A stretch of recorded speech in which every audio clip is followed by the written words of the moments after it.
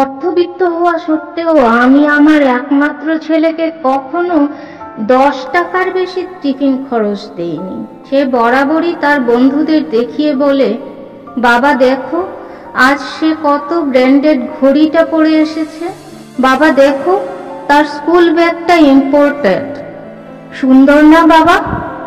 আমি মাথা নাড়িয়ে শুধু সম্মতি জানাই। আমার ছেলের সাহস কিন্তু হয়নি কখনো সেম জিনিসটা চাওয়ার। একদিন তার পায়ে সামান্য ব্যথা, স্কুল যাওয়ার সময় বলল, বাবা আমাকে তোমার সাথে অফিসের গাড়িতে নিয়ে স্কুলে নামিয়ে দেবে? আমি তার সমস্যার কথা বিবেচনা করে বললাম, ঠিক আছে। এরপর প্রায় 1 সপ্তাহ সে আমার সাথেই গেল। আমি চুপচাপ তাকে নামিয়ে দিতাম। আমার ছেলের এখন দেখছি হেঁটে যেতে ইচ্ছে করছে না।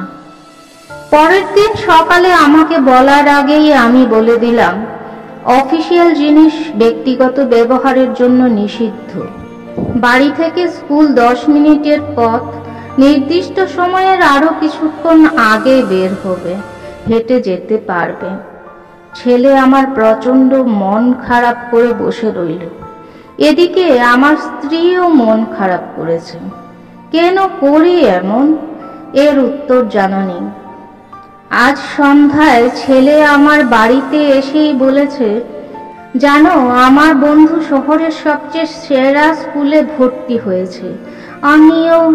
বলার আগেই আমি তাকে থামিয়ে জানতে চাইলাম, বাবা প্রতিষ্ঠান সেরা হয় নাকি ছাত্র? ধরো আমি তোমায় সে স্কুলে দিলাম, কিন্তু তুমি ফেল করলে কোনো সাবজেক্টে, তাহলে আমি কি বলবো, তুমি ফেল নাকি স্কুল? ছেলে বলল, বুঝেছি বাবা। আমি তার মাথায় হাত দিয়ে বললাম, এই পর্যন্ত তোমার ক্লাসের কোনো ছেলেই তোমাকে টপকে যেতে পারেনি, তুমি ফার্স্ট বয়। সুতরাং তুমি যেখানে সেরাটা দেবে সেই স্থানই সেরা তোমার মতো। এরপর সে আর এরকম কোনো কথা বলেনি। আজ বিকেলে ছেলে বলছে, বাবা একজন এক্সট্রা টিউটর দরকার, আমার মেয়ের ইংলিশে একটু সমস্যা হচ্ছে। আমি ছেলেকে বললাম, বাবা একটু কষ্ট করতে হবে, আমি যখন রাত করে বাড়ি ফিরবো 9টা কিংবা 10টায়, আমার কাছেই তোমাকে ম্যাথ আর ইংলিশ করতে হবে। বাবা তুমি পরিশ্রম করে বাড়ি আসো তাই না? হেসে বললাম, না বাবা, আমার কাছে এত সামর্থ্য নেই তোমাকে এক্সট্রা টিউটর দেওয়ার, আমি বরং একটু কষ্ট করি, কি বলো? ছেলে আমাকে জড়িয়ে ধরে বলল, ঠিক আছে বাবা। স্ত্রী রাতের বেলা জিজ্ঞেস করলেন, তুমি এরকম 10টা টিউটর রাখতে পারো, কিন্তু আমি চাই আমার সন্তান বুঝুক আরাম করে কিছু পাওয়া যায় না। মানুষের জীবনে অভাব আসলে তা কিভাবে মোকাবিলা করতে হয় সে বুঝুক ও সে শিখুক। কোনো কিছুই মন্দ নয় সে বুঝুক। আমার স্ত্রী চুপ হয়ে গেলেন। মাঝে মাঝে আমার ছেলেকে নিয়ে আমি ফুটপাতে হাঁটি। পথ শিশু থেকে শুরু করে বিভিন্ন মানুষের সম্পর্কে জানাই। সে জানুক পৃথিবী শুধু চিন্তায় সুন্দর, বাস্তবে খুব কঠিন। আমি চাওয়া মাত্রই তাকে কিছু দেইনি। একদিন সে বলেছিল, বাবা তুমি এরকম কেন? তাকে বলেছিলাম, সময় হলে বুঝবে। 2-3 দিন আগে সে ইলিশ ও মাংস পোলাও খাবে। তাকে বললাম, টাকা তো কম, তোমার কাছে কিছু আছে? থাকলে ইলিশ আনা যাবে।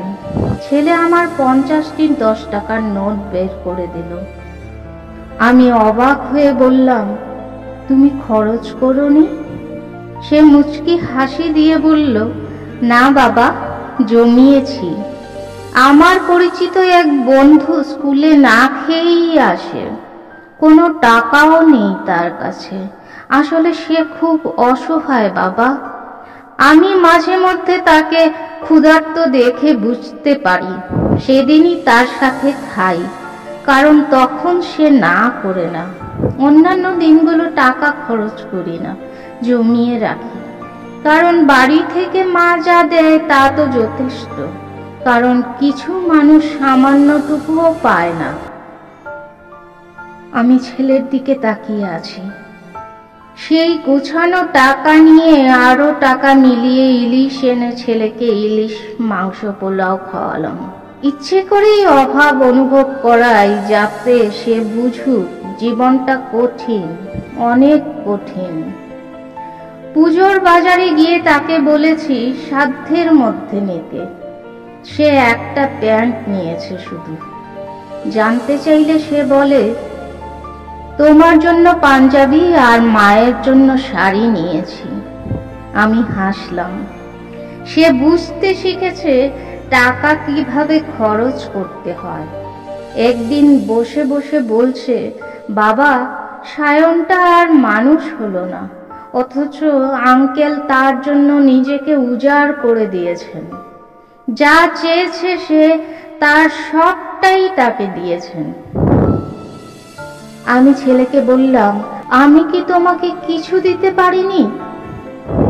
ছেলে আমার কোলে মাথা রেখে বলল, প্রতিটা চাহিদা পূরণ করে শিখিয়েছ অভাবে যেন স্বভাব নষ্ট না হয়। তুমি জীবনের যে শিক্ষা দিয়েছ বাবা, তা সব কিছুর ঊর্ধ্বে। তুমি শিখিয়েছ অভাবকে কিভাবে ভালোবাসতে হয়। আমি এখনো জানি আমার বাবার আমি ছাড়া কিছু নাই। বাকিটা আমাকে করে নিতে হবে, সব কিছু ইউটিলাইজ করতে হবে। আমি সাধারণ জামা কাপড়েও হীনমন্যতায় ভুগি না বাবা, কারণ আমি জানি আমি কি। তোমার দেয়া শিক্ষা আমি সারা জীবন ধরে রাখবো বাবা। চাওয়া মাত্রই পেয়ে গেলে আমি কখনো জানতামই না 50 দিন না খেয়ে টিফিন মানি জমালে 500 টাকা জমা হয়। তুমি আছো বলেই সম্ভব। আমি মানুষকে মানুষের চোখে দেখি। আমি বুঝি জীবন কত কঠিন। আমার স্ত্রী নিজের থেকেই আজ খুব খুশি। বুঝতে পেরেছেন আমার উদ্দেশ্যটা।